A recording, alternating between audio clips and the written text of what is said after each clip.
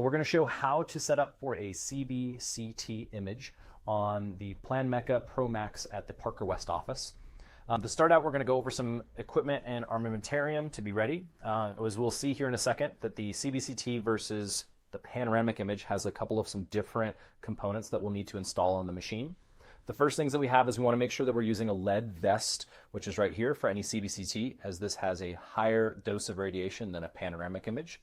The next things that we'll see here is the proper chin cup, which has some different settings on it. You can see that the settings here can go up and down. If we pull out this lever here, it will drop the chin cup down, or we can bring it back up. Typically for most machines, we will want this setting all the way at the top, as this is shown, versus all the way at the bottom, which this can be slid back up. So we'll want that all the way at the top for your machine, typically. Chin cup is there, and then we also have a headrest and some bars that are set on the side that we'll show how to install in just a moment. Next up, we're going to go over how to set up in the computer for a patient for a CBCT. The first thing that we would do is actually opening up Romexis here. So Romexis will typically be an icon located on the computer right here. Once that's opened up, you'll see that it brings up a patient screen here with some patient names. We're going to add a patient in, and then all we need to do is add an ID, which typically will be the number for the patient, or can be some initials. So we'll do demo for our ID, first name demo for the video's sake, and last name demo. Perfect. Once we hit save in the bottom corner down here, that's going to bring up our set screen to be ready to take the image. This can be a little confusing with how many buttons we have, but Romexis typically is the main thing we're going to look at is this 3D section up in the upper right corner here. And really what we're capturing is the capture of the person in a 3D image. We're not capturing a model, which would be like casts, and then we're not stitching images together. So we're going to capture what looks like a skeleton and then the radiograph image.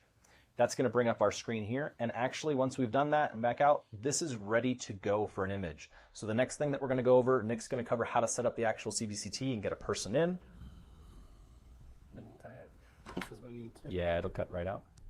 So when these are the guys that you need to have out, but we have to take off the 2D pano appliance. So you'll bring this down, push it out, you'll hear a click. Same thing for the mouth prop. You'll take this out, set it aside. You can put it in a drawer if you have one. First thing you want to do is set up the chin rest. Make sure this is all the way up to the very top. It's not down.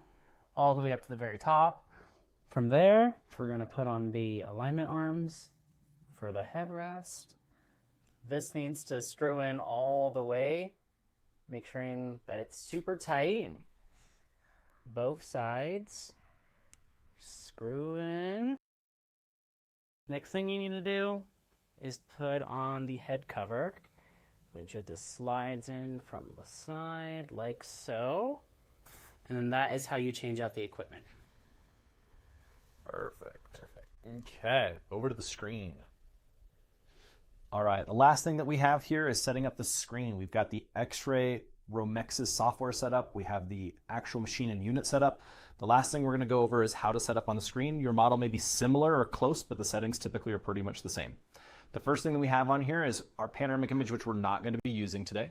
We're going to be using a 3D image, which we can take either a tooth, teeth, or jaw image.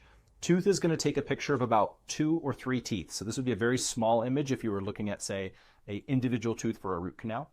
Teeth is the most common section you will click, and almost every single time you'll select the teeth image. Jaw is used for analyzing like the TMJ joint. So we're going to click on teeth as our first setting. The next thing is that it's going to bring us to a screen that's going to ask us what is the size of the patient, right? It defaults to medium, but if we had a very large gentleman, we could put it as extra large. If we had a smaller individual or kid, we could go to extra small.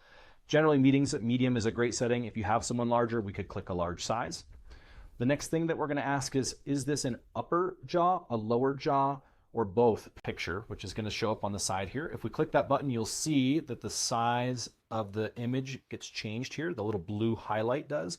And also the image in the center shows us a lower jaw picture. If I click the upper jaw button by alternating it there, it then shows us upper teeth and an upper jaw. Or if we click it again or a third time, it will go to both upper and lower jaw. Typically, we'll leave it on both upper and lower jaw for almost every image that you take, unless specified by a provider. We're then going to hit the next button or play button on the bottom right corner here, which brings us to our final screen. This is the most important one and is also the most confusing. So there's a couple of key settings we want to change in here to make sure that our x-ray image is set up correctly for the patient.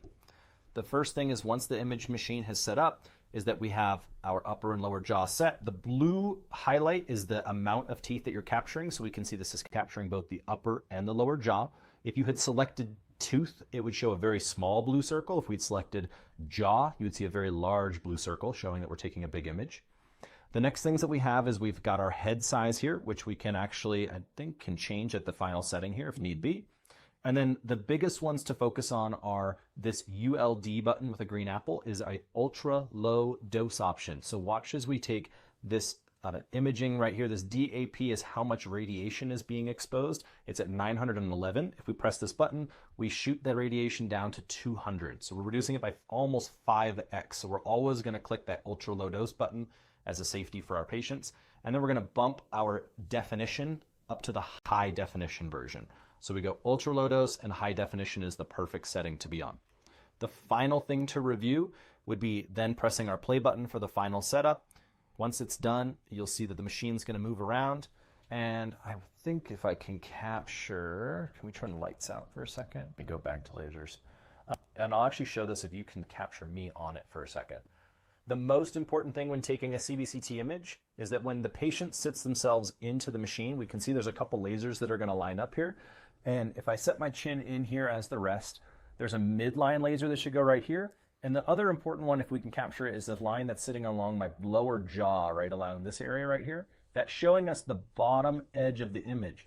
So what would be important is, and the most common issue we have is that the chin rest gets switched down low, like so. And then that side line, is that about where I'm at? Mm-hmm. Right here is going to miss all of the lower teeth. So this is the bottom of the image. And if that's at my lower lip, all the bottom teeth are going to get missed in the picture. So the most common issue we have is making sure that this chin rest goes back to its upper setting all the way at the top. And then we can see that bottom line is just below my jaw, and that would capture the image from the bottom of the jaw all the way up to the top.